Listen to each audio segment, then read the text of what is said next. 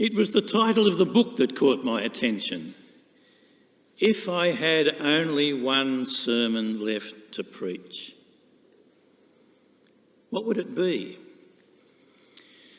And so I thought about it, and I remembered there was a time when I was asked to speak at one of the city churches, and on their notice board for a week there was something that read, 10 a.m. morning worship, the Rev John Edwards, God in disguise. One of my friends who was in public relations rang the newspapers, and so for a week at least I had my moment of fame. I was thinking about the last time that I saw Frank Bentley alive. He wasn't attractive. He'd been sleeping out in the streets for some time. He hadn't looked after himself. And as I spoke with him, I could see that he didn't have much longer to live. But if he didn't look well then, you should have seen him 3 weeks later when the police found him dead. He'd crawled into a shipping container, had an alcoholic fit, and it was 3 weeks before the police found him. For them, he was a bit of a nuisance. They had all the paperwork to do. For his family, he was a disgrace. They wanted nothing more to do with him. But my question this morning is, who is Frank Bentley to us? As I've got older, I've reduced my theology to just a few things. I told you a few weeks ago the gospel is you matter and you belong.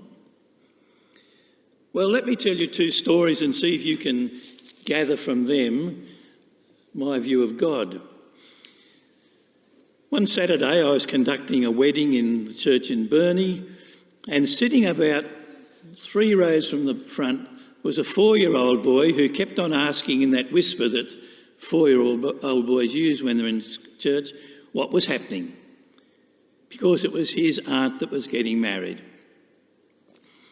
At the end of the service, I turned and led the bridal party out into the vestry to do the signing, and he came out of his seat and he stood at the end of the view and he looked up at me, and there was awe written all over his face.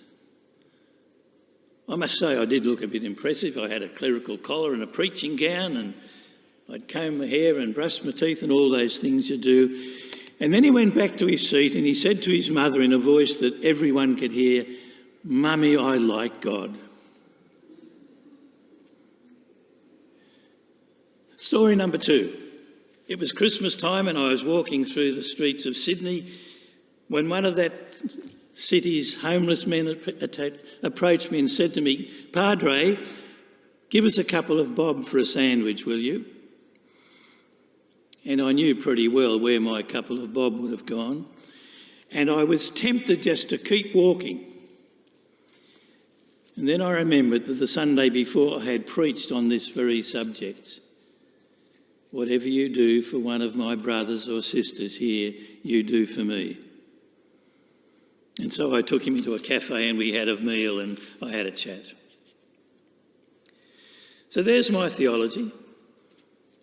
God comes to us in the needs of other people, and people encounter God in what they see of God in us.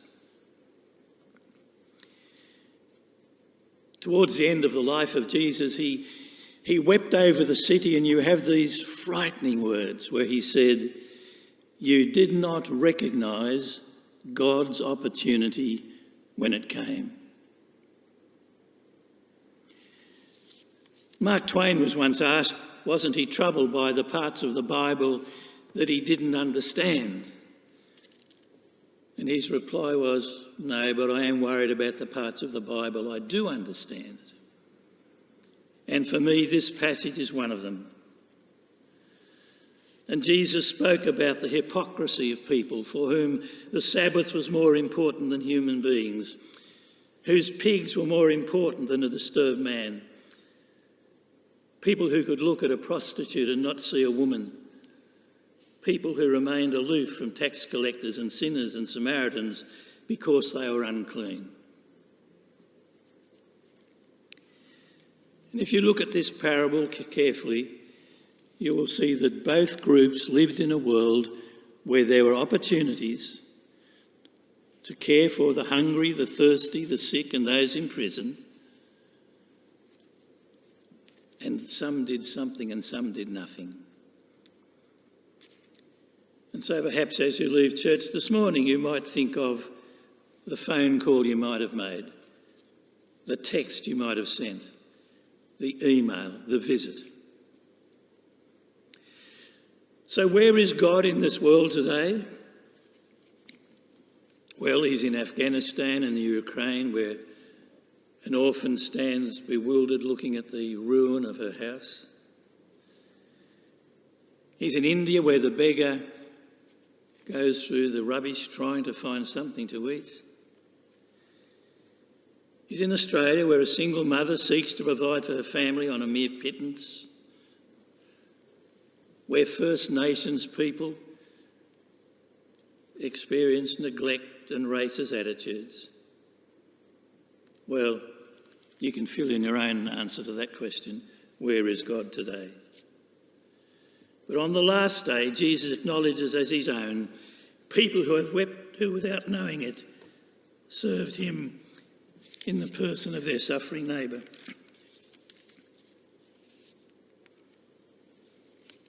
Not many books make me feel angry, but I read a book some years ago called Ashes for Breakfast. It's the story about a church in Georgia, the Tatnall Square Church, that sent missionaries to